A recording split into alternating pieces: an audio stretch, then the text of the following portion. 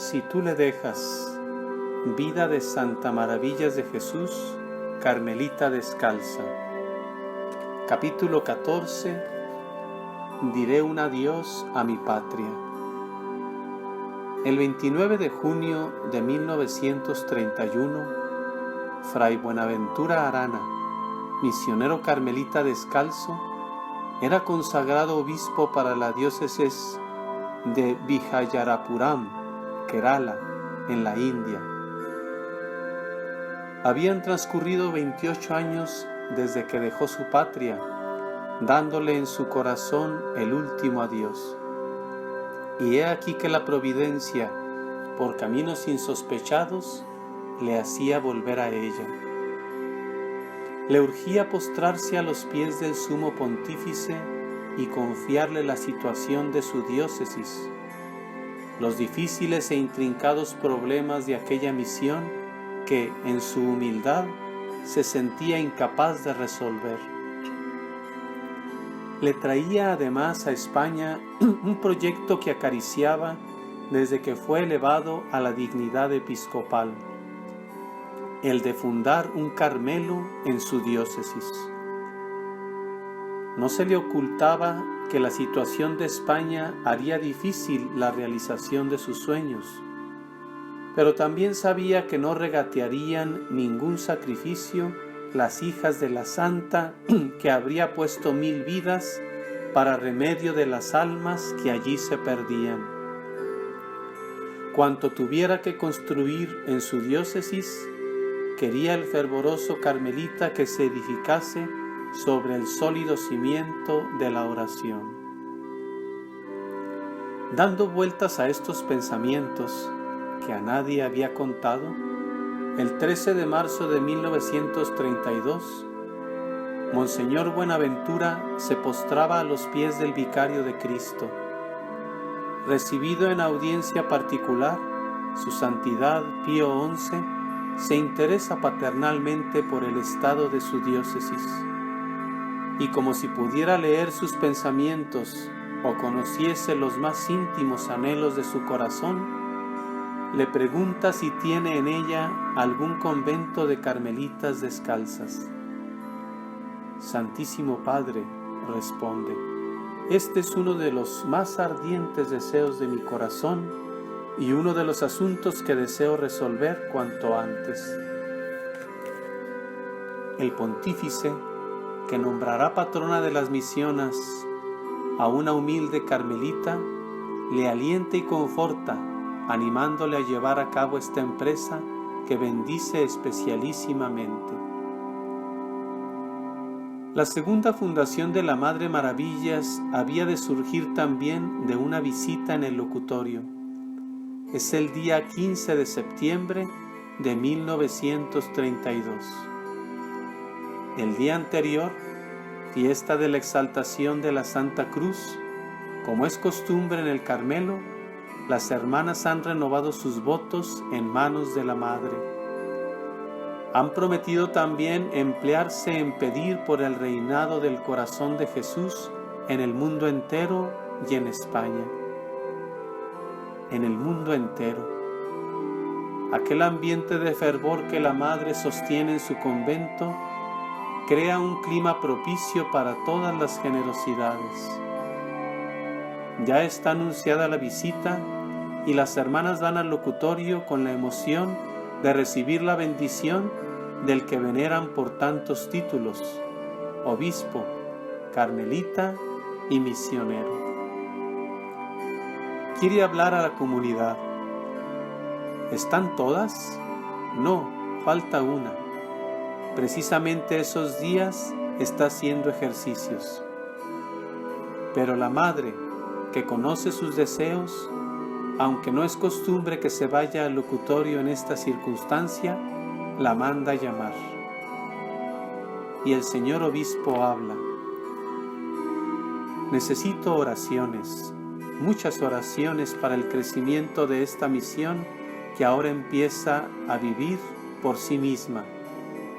Oraciones para consolidar y perfeccionar las cristiandades ya formadas en ella y para atraer al seno de la verdadera Iglesia millares de paganos.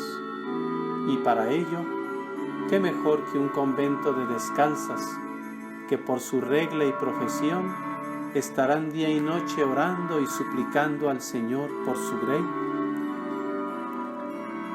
La hermana que estaba haciendo sus ejercicios el día de la visita de Monseñor Buenaventura es la hermana Rosario, que conocimos en el Escorial, una de las 4 fundadoras del Cerro de los Ángeles. La Madre la ha llamado porque sabe que el fuego de las misiones ha prendido hace tiempo en su generoso corazón. En efecto, como la Madre pensaba, esta visita ha sido el último toque de la gracia. Llena de entusiasmo, la hermana Rosario se ofrece para la misión. No es la única, otras hermanas sienten la misma llamada. La Madre sigue la obra de Dios en las almas. Espera prudentemente algún tiempo y viendo que todas presienten en sus deseos, que todas persisten en sus deseos, escribe a Monseñor Buenaventura y con gran sencillez y humildad le manifiesta los deseos de todas. Estas, sus hijas del Cerro de los Ángeles, se le ofrecen de todo corazón para ir en cuanto vuestra excelencia ilustrísima lo desee, a comenzar nuestra hermosa vida de observancia en aquella su amada diócesis de la India, orando y sacrificándose por aquellas almas y ayudando así, a pesar de su indignidad, a la labor de sus amados padres. A esta carta de la Madre acompañaba otra de la hermana Rosario. No se hace esperar la respuesta del prelado, que dice así: Reverenda y amada Madre en Jesús, su carta y la de la hermana Rosario me han dado un gran consuelo. Lo que por ahora puedo decir es que continúen con esos grandes deseos de sacrificarse por Jesús y las almas, y rogando para que el Señor suscite a alguna persona pudiente que salga con los medios necesarios. Estoy en que Dios quiere la fundación, porque su representante en la tierra la quiere. No las olvidaré porque son las primeras que se han ofrecido por escrito. Mañana salgo para Alba, donde rogaré a nuestra Santa Madre para que nos ayude a llevar a cabo el proyecto. Rueguen mucho por mí. Con mi bendición quedo de vuestras reverencias, siervo y hermano en Jesús. Fray Buenaventura, Orden del Carmelo Descalzo. Ya de vuelta en su misión, el señor obispo consulta el asunto con sus consejeros, que reciben la idea con entusiasmo.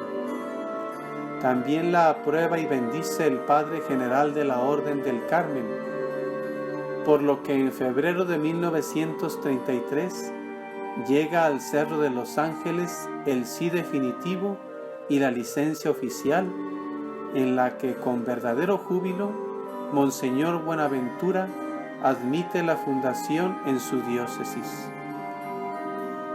La licencia oficial está fechada el 16 de enero de 1933. Todavía no se sabe del todo, y hay una gran curiosidad por saberlo, quiénes son las escogidas para la fundación. El obispo ha manifestado su deseo de que las que vayan sepan algo de inglés. La madre organiza las clases. La maestra es la Madre María Josefa. Las discípulas, todas las probables y algunas más que meten para despistar. Estas clases son el punto de referencia para orientarse sobre quiénes son las 7 escogidas. Si alguna falta 2 días, se la descarta de la lista. Si asiste alguna nueva, se comprende que es de las que se va. Así los sacrificios se endulzan con alegría carmelitana y las penas no quitan el ambiente de sano optimismo. Aunque las clases se llevan con toda seriedad, a veces las tentaciones de risa pueden más que el silencio. Una de las asistentes es una hermana vizcaína a quien no le interesa la gramática ni la ortografía. Ella quiere que le enseñen lo suyo, lo de la cocina. Si alguna vez tiene que hablar en inglés, lo que necesita saber es cómo se dice el cazuela y el sartén. Estas hermanas que tanto aman las misiones serán capaces de todos los sacrificios. Poco a poco se va sabiendo quiénes son las 7 escogidas. La única que parece seguro que no va es la madre. Se ha ofrecido y espera ver en la respuesta la voluntad de Dios. Esta ha sido negativa, como se deduce de una carta suya a Monseñor Buenaventura. Yo me tengo que contentar con ofrecer al Señor mis pobres deseos de ir por esa misión. Me dice nuestro Padre que no, y en esto comprendo que no merezco esta gracia tan grande.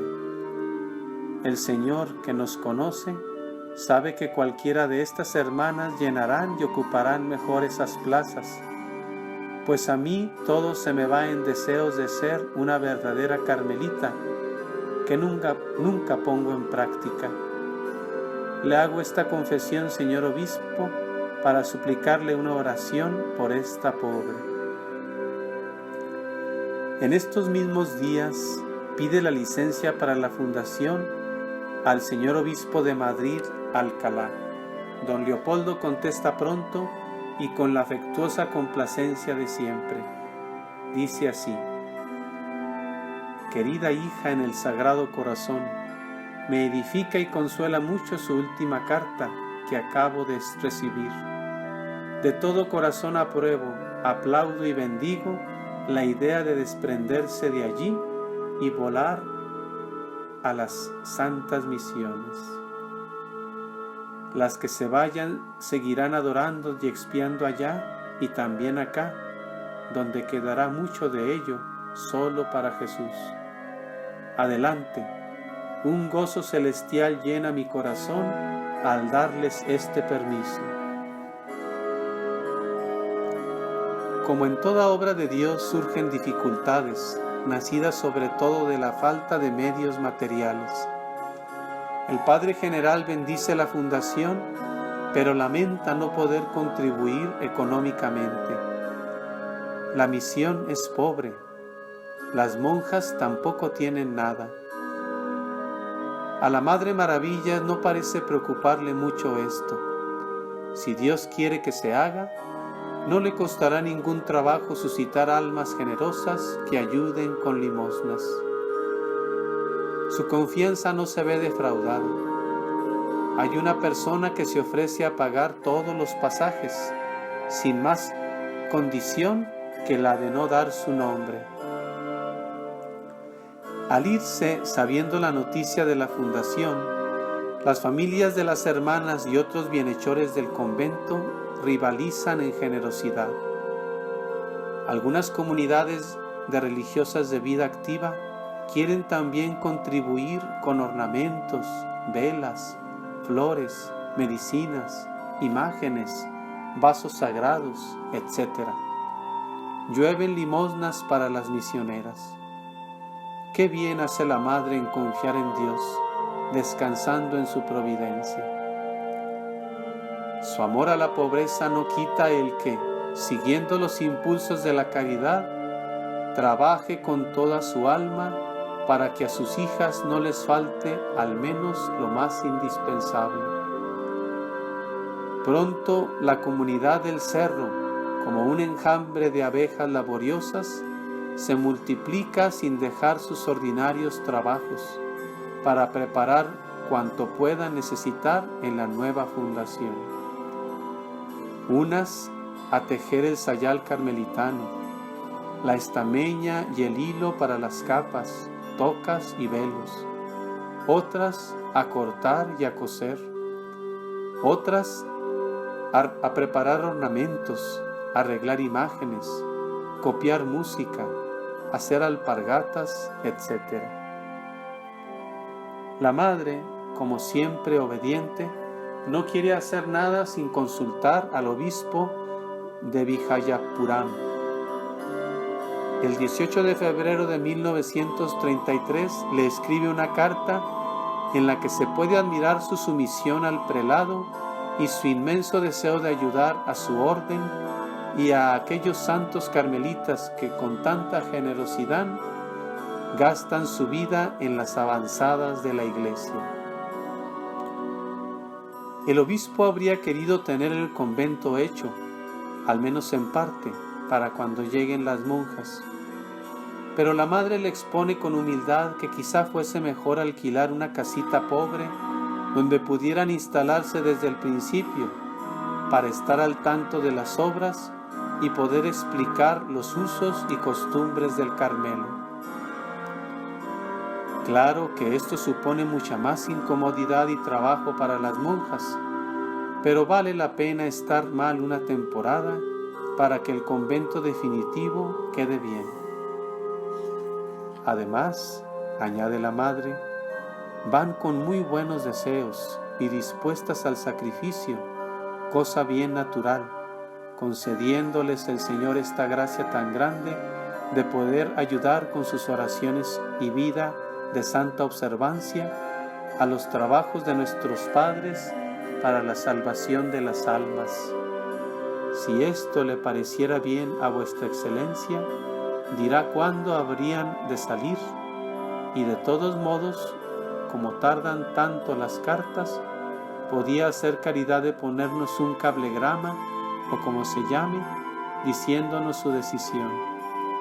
Ellas están dispuestas a hacer lo que les mande el señor obispo, salir enseguida o hacerlo en noviembre. Un cablegrama o como se llame. Ni para escribir a un obispo deja su estilo llano y sencillo que tanto recuerda al de las cartas de Santa Teresa. Varias cartas más se cruzaron entre Monseñor Buenaventura y la Madre Maravillas, en las que se van ultimando todos los detalles relativos a la fundación. En todas ellas se echa de ver el espíritu sobrenatural y los fervorosos deseos de la madre y de las hijas. En una de ellas leemos: no se preocupe por ellas, pues van muy dispuestas a sacrificarse y deseando abrazarse con la pobreza. Este es un atractivo más para las misiones, pensar que la pueden practicar como la Santa Madre quería. Mientras tanto, y más aún que de los preparativos materiales, se ocupa la Madre del provecho espiritual de las futuras misioneras y de prepararlas con todas las gracias necesarias para enfrentarse con los grandes sacrificios que les esperan. Para esto hace venir al Santo Padre Juan Tomás, carmelita descalzo ya conocido, para que les dé los ejercicios espirituales. Además, con gran prudencia, no duda en retrasar unos meses el viaje para que sus hijas puedan hacerlo acompañadas del Padre Zacarías, carmelita descalzo, misionero, profesor del seminario de Alguaye hasta su muerte. La visita en el cerro en el mes de junio y el viaje queda concertado para primeros de septiembre. Es un viaje tan largo, con tantos cambios y transbordos, que le parece mejor que vayan con el Padre. No ha pasado un año desde que Monseñor Buenaventura visitó por vez primera el Cerro de los Ángeles, y cuántas cosas han pasado. La madre le escribe: ¿cuánto tiempo he dejado pasar sin escribirle, deseando siempre tanto hacerlo, y ya casi si me descuido, va la carta con nuestras amadísimas hermanas, quienes ya dentro de un mes, Dios mediante, emprenderán su marcha. Qué providencial ha sido todo lo de esta fundación. ¿No es verdad, señor obispo? Ahora lo que es necesario es que sean fieles a esta gracia que el Señor les hace y florezca ese palomarcito con todas las virtudes que nuestra Santa Madre quería en sus hijas. Así lo espero, pues ellas no tienen otro deseo y allí todo debe ayudar a ello. Al fin llega el día tan temido y tan deseado para todas. Deseado porque van a poder ofrecer algo a Dios. Temido porque el pobre corazón siente el dolor de la separación. El himno del misionero que tantas veces han cantado en esas inolvidables recreaciones, sentadas junto a la cruz de piedra de la huerta, mirando a la imagen del corazón de Cristo, se va a convertir en una realidad. Mañana en un frágil barco he de embarcarme en la mar. Diré un adiós a mi patria, el último adiós quizá. Esto lo saben seguro unas y otras. Se despiden hasta el cielo. ¿Qué siente la madre al ver partir a sus hijas, allí donde sin duda alguna les esperan tantos padecimientos y trabajos? Por estos días ha escrito: salen todas muy animadas, aunque las que se van y las que se quedan sintamos muy vivamente el sacrificio de la separación.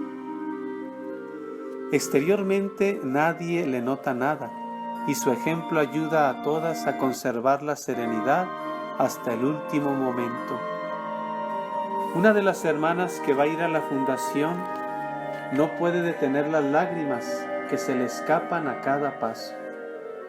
La madre le dice que no llore, que cuando ella se muera, su primera visita será para la India. No le da a la hermana importancia a estas palabras, en las que solo veía el deseo de la Madre Maravillas de consolarla. Pero algo que sucede después de muerta la madre se las hace recordar, porque justamente 8 días antes de recibir la noticia de su fallecimiento, por una carta del Carmelo de San Calixto, ya tienen en Kottayam la seguridad de que la madre ha muerto. Ha sido un sueño, según dice una monja desde la India, pero el hecho es que ese sueño le ha descubierto una realidad. En el momento en que ella ve a la Madre Maravillas formando parte de un cortejo y envuelta en una gran claridad, diciéndole: sí, hija mía, soy yo.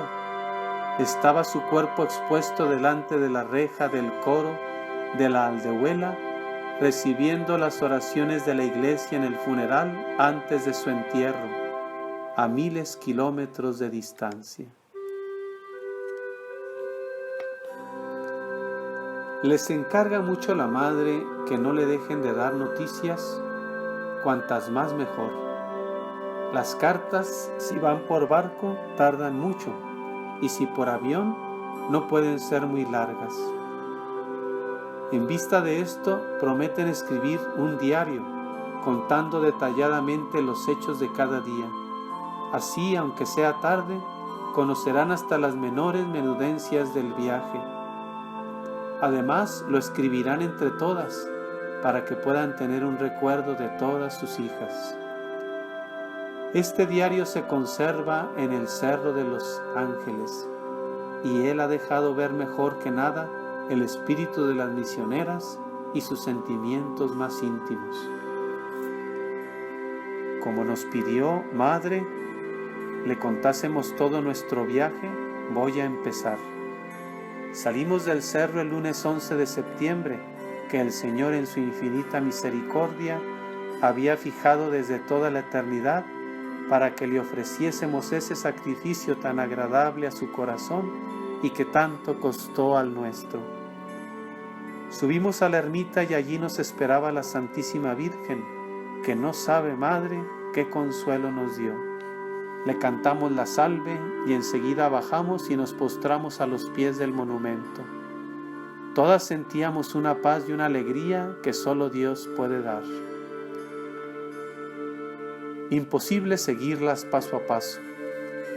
A bordo del Fulda han instalado un pequeño Carmelo ambulante en un rincón de cubierta que han acotado para ellas y que estrenan el día 14 de septiembre, haciendo su renovación de votos en alta mar.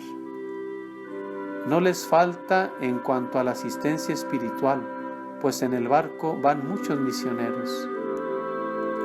Ni un solo día dejarán las carmelitas de seguir su vida de observancia, misa, comunión, oficio divino y recreación. El resto del día trabajan en silencio ante aquel escenario de mar y cielos infinitos que tanto les habla de Dios. Ya pueden pedir por este pequeño Carmelo que va flotando por los mares, escriben al cerro. España se ha quedado ya muy lejos. Al pasar por el monte Carmelo, cantan la Salve y el Ave Maris Stella. Aquel rinconcito del puente llama la atención de los pasajeros y por el barco se empieza a decir que pueden ir tranquilos porque va un Carmelo a bordo.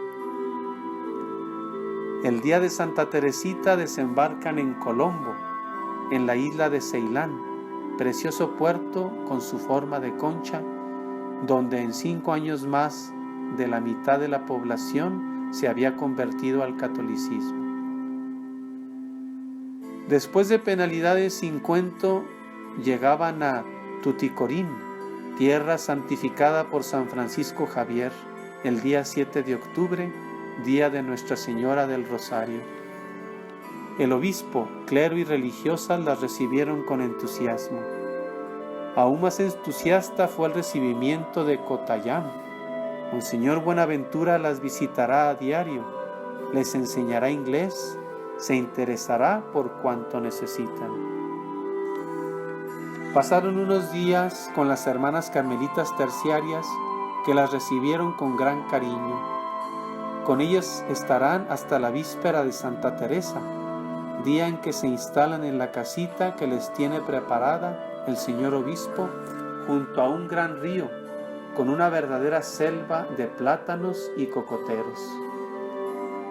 Una casa provisional donde hicieron sus primeros conocimientos con toda clase de animales propios de aquellos lugares, ratas gigantes, culebras, hasta un caimán salió una vez del río y cruzó el campo para darle la bienvenida. Y otra vez una culebra de lo menos 3 metros, pero como salía del río, decían no era de las venenosas. En la mañana del día 14 de octubre, en la pobre capillita adornada con ramas y flores tropicales, celebra el señor obispo la primera misa y en aquellos momentos de incontenible emoción, todos los pensamientos vuelan a España, a la madre de todas, que ha sido el alma de esta fundación. Por la tarde cantan por primera vez las vísperas del oficio de Santa Teresa. Y para que nada falte en ese día, llega por correo aéreo una carta del cerro de la que nunca dejarán de ser su madre. La Madre Rosario, priora ya del Nuevo Palomarcico, termina así este diario que todas van a firmar para mandárselo cuanto antes. ¡Qué momentos aquellos! Jesús debió de sonreír viendo nuestros corazones hechos jirones y que al recordarlo caen de nuevo los lagrimones como las enormes gotas del monzón. Pero, ¡qué paz! Son las 12 de la noche. Todas estas hijas de vuestra reverencia descansan alegres y contentas en sus pobres tarimas. En el río se siente de vez en cuando algún indio que atraviesa en su piragua y se para enfrente de la pagoda. Esto desgarra el alma y quita las ganas de dormir. El Señor en el sagrario vela el sueño de sus carmelitas. Desde las rendijas del suelo veo el resplandor de la lamparilla. Qué paz se siente y qué aislamiento del mundo. Parece que nos encontramos en la antesala del cielo. Esta casita tiene los encantos de Nazaret y las delicias de Belén. ¿Puede haber mayor gozo para nuestros pobres corazones que no desean otra cosa que perder el seso por completo por Él? Van a visitar lo más posible las obras del convento que se está haciendo en un montecito llamado Curicunum, en las afueras de Cotayam. Para esto iban en un barco, como una chanela, que los indios empujan con unos palos largos en vez de remos. Los elefantes subían la madera para la obra, grandes árboles, como si llevaran una paja. Aquí estuvieron desde octubre de 1933 hasta el 14 de junio de 1934, en que se trasladaron ya a su convento. En carta del 22 de junio de 1934, Monseñor Buenaventura comunica al Padre General de la Orden del Carmen que el día 14 tuvo lugar la inauguración del nuevo convento de las Madres Carmelitas. Ya están, pues, las madres en su nuevo palomarcito, después de haber sufrido bastante en la casa en que han habitado los últimos 6 meses. Solo que ellas lo han pasado muy alegres y contentas por los grandes deseos que traían de sufrir por Jesús y por las almas. El convento está emplazado en un cerrito, coincidencia que conmueve a las fundadoras. La vida de observancia se lleva en todo como en el Carmelo del Cerro. Ellas también contaron cómo fue la inauguración. Asistieron 4 obispos, llevaron el Santísimo en procesión desde la Catedral del Buen Pastor. Los cristianos adornaron todo el camino con plantas de plátano, con sus frutos y con palmeras. Los padres cantaron los himnos de los maitines del Corpus, luego el sermón en la iglesia en Malayalam. Ellas dicen que debió de ser precioso. El Curicunum se llamó desde ese día Monte de Santa Teresa. La lengua oficial de Saint Teresa Mount es el inglés. Con gran constancia y tesón empiezan a traducir todo lo que según los usos y costumbres del Carmelo va a serles más necesario. Las sentencias que se cantan al levantarse y al acostarse, los títulos de las lecturas, etc.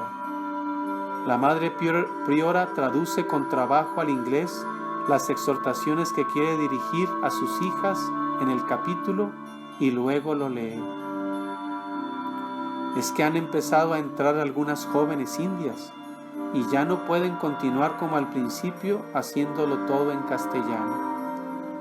Es un trabajo duro para las españolas, pero sus nuevas hermanas hacen todo lo posible por suavizarlo y lo consiguen. Es tal el amor, la veneración y el entusiasmo que aquellas postulantes sienten y demuestran por el Carmelo, por Santa Teresa, por nuestra Madre Maravillas, como la llaman siempre, y por España, que todo se hace mucho más fácil. Aquellas carmelitas indias son espíritus elevados, muy inteligentes y profundas. En poco tiempo son tales los progresos que pueden seguir perfectamente a las hermanas españolas. Piden a la priora que al menos la recreación sea en 2 partes. La primera media hora están en la India y hablarán en inglés. Cuando pase este tiempo, son ellas las que prorrumpen en exclamaciones de alegría. Ya estamos en España. Esa otra media hora hablarán en castellano. Dicen que no hay penitencia comparable a la del cansancio que produce a los misioneros el clima tropical. Las carmelitas de la Madre Maravillas no son una excepción. El sudor es tal que varias veces al día tienen que retorcer la toca que chorrea. La ropa de lana a la que no han querido renunciar, pegada a la carne, da un escozor y unos picores casi irresistibles. La presión atmosférica, sobre todo cuando se hace de noche, produce una especie de ahogo, como si faltara el aire para respirar. Visitantes asiduos de sus celdas son los bichos de todas clases. No son pocas las veces que las hermanas se encuentran con culebras al salir de casa, por la huerta y aún dentro. Las escenas que cuentan unas y otras en sus cartas están llenas de un sabor típico y de una animación que las hace ocultar lo que tienen de sacrificio. El muchacho que va a cazar culebras, que luego venderá por el valor de sus pieles, está en clausura con un cesto y una especie de flauta. Se sienta en el suelo con las piernas cruzadas y empieza a sonar aquella música que atrae a estos reptiles que salen de sus escondrijos. Luego un golpe certero las atonta y el cesto sale cargado. O el que entra para limpiar los cocoteros de unas orugas o gusanos grandes que hacen enormes destrozos. Tantas orugas, tantas rupias. Todos los sacrificios son pocos. Cerca del convento hay un templo hindú dedicado al dios Ayapó. A veces después de completas en esos ratos de oración en la celda a solas, o mientras rezan el oficio, oyen las caravanas de hindúes que van hacia el templo gritando: Ayapó, Ayapó. Cuanto más fuerte lo hacen ellos, más suben las voces de las carmelitas cantando las alabanzas de Dios. Pasados unos años y viendo la gran cantidad de vocaciones que había allí para el Carmelo, decidieron hacer una nueva fundación. No tenían dinero, pero ya lo mandaría el Señor. Pensaron primero en Goa, pero no pudo llevarse a cabo. Les hablaron entonces de Karwar, lugar de muy buenos recuerdos para la misión carmelitana. El patriarca les animaba a que fueran lo antes posible. Ratos amargos les esperaban en Karwar. Era un lugar solitario, de vistas maravillosas, pero no había más que una casucha indecorosa, asequible solo a las fieras. Anécdotas curiosísimas, contadas con mucha gracia y humor, llegaban a España en sus cartas. Estuvieron allí un año. Karwar abundaba en monos que por todas partes aparecían. Rezaban el oficio las monjas en un cuarto de la casita aquella. Como tenían por costumbre, se turnaban los coros para sentarse durante el rezo. Por las ventanas abiertas se asomaban los monos, que miraban curiosamente todo lo que hacían las monjas. Ellas solían dejar los breviarios encima de los bancos donde se sentaban. Una vez se encontraron con varios monos metidos en el coro y sentados en los bancos, con el breviario entre las manos, como habían visto hacer a las monjas. Otras veces, muchas pandillas de monos se acercaban a ellas con la mano extendida, pidiéndoles algo de comer. El obispo, viendo que allí era imposible hacer la fundación, las llamó a Kerala de nuevo. En Tirubala les cedió unas casitas de la misión. Con una grandísima pobreza empezaron allí la vida regular. Con hojas de coco se cerró la clausura. Una ventana acondicionada hacía de torno y así todo lo demás. Al fin un padre se presentó un buen día ofreciéndoles un terreno con una horrorosa leyenda de demonios. Nadie quería comprarlo. Ellas se fueron allí, encantadas de quitarle al demonio su posesión. Enseguida empezaron a entrar postulantes. Tuvieron muchas y buenas vocaciones. Esto era en 1950. En 1958 recibe la priora de Cotayán una carta del señor obispo de Quilón, Monseñor Jerón Fernández, pidiéndole la fundación de un Carmelo en su diócesis. Dice así: Obispado de Quilón, sur de la India, 27 de septiembre 1958. muy reverenda y querida Madre Priora, el Señor está aquí y la llama. Es necesario que vengan Marías a fundar una casa poderosa para todos los trabajos de nuestra misión. En el nombre del Señor la invito a fundar un monasterio en esta antigua misión carmelitana. Le ruego que vengan a ayudarnos. Vengan. Con mi cordial bendición, suyo en Jesús y María, Jerome Fernández, obispo de Quilón. Fue recibida con gran alegría por toda la comunidad, pero surgieron dificultades que hicieron imposible su realización entonces. Al fin, solucionadas estas, se puso la primera piedra el 10 de agosto de 1964. Nuevos contratiempos, esta vez por falta de recursos para hacer las obras, obligaron a construir solamente una parte del convento, donde ya pudieron ir las hermanas destinadas a la fundación, que salieron del convento de Cotayam el 23 de octubre de 1966. La ceremonia de la inauguración del Carmelo había sido anunciada en todas las parroquias de los alrededores, y había hasta pueblos enteros con su párroco a la cabeza. Todo el trayecto desde la parroquia al convento, por donde iban a ir en procesión, estaba engalanado a lo oriental. Quedó el Santísimo en la pequeña iglesita y empezaron la vida de observancia en su medio convento. Gracias al Niño Jesús de Praga terminó la obra, pues poco después de recibir su imagen y encomendarle esta necesidad, que era muy urgente, ya que si no tenían terminado el convento, no podían tener clausura papal ni recibir postulantes, fue todo adelante, de tal manera que el 30 de octubre de 1967 quedó todo terminado y puesta la clausura. El Niño Jesús de Praga se portó como generoso fundador y la comunidad le profesa una devoción extraordinaria. De los 3 conventos llegaban cartas en español a la Madre Maravillas. Todas la quieren muchísimo.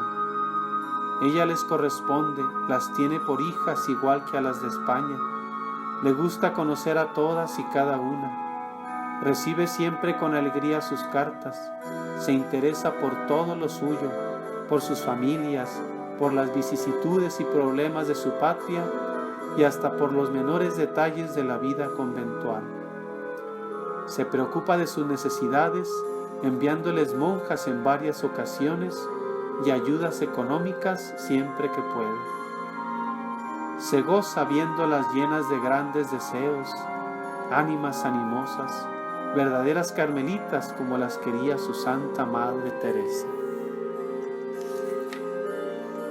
Casi nunca ven las carmelitas el fruto de sus trabajos, pero algunas veces Dios descorre el velo y les deja ver el fruto de ese apostolado fecundo que es la vida de oración. Unas veces es un joven que acude al torno, sediento de que le hablen de ese Dios por quien ellas lo han dejado todo. Otras es un poblado entero que quiere recibir el agua regeneradora del bautismo. Sheriam es un muchacho jacobita que vive cerca de la casita del río. Cuando va a bañarse oye en la otra orilla voces como de rezos y cantos que le parecen muy distintos de los que se oyen en los templos paganos. Pregunta y le dan la explicación. Son unas monjas que han venido de Europa y están haciendo un convento en un cerro próximo llamado Curicunum. Unas monjas de Europa. ¿Qué habrán ido a buscar allí? Porque no salen ni tienen escuelas ni hospitales. No hacen más que rezar. Pero esos rezos atraen misteriosamente a Sheriam, que al salir de la oficina va todas las tardes a ver las obras del nuevo convento. Una vez terminado y trasladadas a él las monjas, parece haber acabado su misión. Pero algo le arrastra hacia aquella iglesia solitaria. Le gusta ir a las horas en que las monjas rezan el oficio divino y sentado en un banco escucha aquel rezo que no entiende. Tampoco entiende el mudo lenguaje del amor que desde el sagrario llega a su corazón. pero sigue allí sentado, no sabe por qué, y vuelve una tarde y otra y otra. El corazón del joven jacobita se va calentando. Ha observado que las hermanas ponen flores en el altar solo para Jesús, porque en aquella iglesia entra todavía poca gente. Él también quiere llevar algo a aquel Dios desconocido, y trae flores de su jardín que al marchar deja con disimulo sobre un banco de la iglesia. No piensa que nadie le ve ni sabe que detrás de las rejas hay unas carmelitas que rezan por él. No le hablan, no le escriben, no hacen nada por conocerle ni por instruirle. No hacen más que rezar. Cuando Cheriam se acerque por primera vez al torno, lo tiene ya todo decidido. Se va a ser católico y más aún quiere ser sacerdote. Detrás de él toda su familia abraza la religión católica. Hoy es Mar Atanasius, obispo de Tirubaya, prelado de aquellas monjitas que pedían su conversión. La Madre Teresa en el cielo puede estar contenta. Y así me acaece que cuando en las vidas de los santos leemos que convirtieron almas, mucha más devoción me hace y más ternura y más envidia que todos los martirios que padecen, por ser esta la inclinación que nuestro Señor me ha dado, pareciéndome que precia más un alma que por nuestra industria y oración le ganásemos mediante su misericordia que todos los servicios que le podemos hacer.